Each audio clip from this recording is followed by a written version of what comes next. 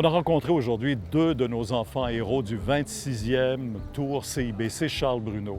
Quand on passe à la maladie chez les enfants, moi, ce qui me touche particulièrement, c'est l'injustice qu'il y a derrière ça. Salut Étienne, Salut, comment salut. vas-tu? Ça va bien, toi? Hey, on se souvient de toi. Écoute, en 2015, rappelle-nous un peu comment tu étais impliqué dans le Tour. J'avais eu un cancer en 2014, donc on m'avait dit si je voulais pas devenir héros du parcours. Mais là, tu vis une rechute présentement. Ouais. Comment tu vis ça? Ça a été quand même beaucoup plus dur qu'en 2015 parce que la chimio était plus compliquée. Mais là, ça fait 5 mois de rémission. Je suis sorti de l'hôpital puis ça va super bien. Là, tu as eu une grève de la moelle? Ouais, une greffe de moelle osseuse OK. pour éviter que je refasse un autre cancer. OK. Qu'est-ce que tu as eu comme cancer initialement? C'était un lymphome hodgkinien. Mais il n'y a rien de facile là-dedans. Non, il n'y a rien de facile, c'est sûr. Ça prend beaucoup d'énergie, ça prend beaucoup de ton temps. Mais une fois que c'est affronté, après ça, tu peux être fier de toi puis continuer sur le futur comme du monde. Zoé, ça a commencé par une otite. Ils sont allés à l'hôpital à Granby. À partir des résultats des tests sanguins, ils ont transféré immédiatement d'urgence à Montréal, à Sainte-Justine. Si ça n'avait pas été diagnostiqué à ce moment-là, elle n'aurait pas passé la nuit.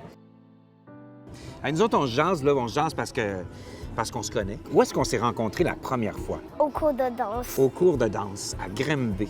Depuis ce temps-là, comment tu vas? Bien. Donc, quand on s'est vu, tu venais de commencer ta rémission. Ton traitement pour la leucémie, ça a beaucoup affaibli tes os. Hein. Tu t'es cassé la jambe, le fémur et le tibia, la même jambe. Fait que tu t'es retrouvé dans un plâtre pendant un grand bout de temps. Par exemple, avant, j'avais tout le pied jusque par l'orteil. Puis après, j'avais un petit morceau, puis j'avais une barre.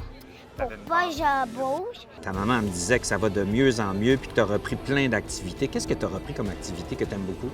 Bientôt, là, je m'en vais dans le gros cours de danse. Plus de 2000 enfants au Québec se battent contre le cancer et chaque semaine, malheureusement, on perd encore un enfant. Et ça reste, en 2022, la première cause de maladie mortelle.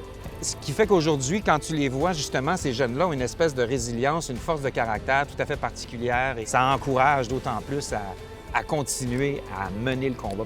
Alors, la Fondation Charles Bruno s'est donnée comme mission de permettre à tous ces enfants d'espérer véritablement la guérison.